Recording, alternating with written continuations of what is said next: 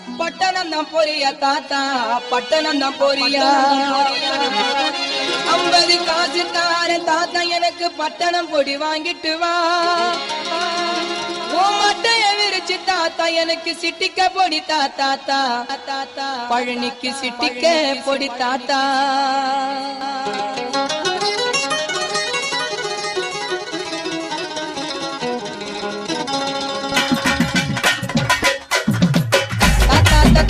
கொஞ்சம் பொடி கொடு, எங்க பேரா பேரா ஏன் தடியடு.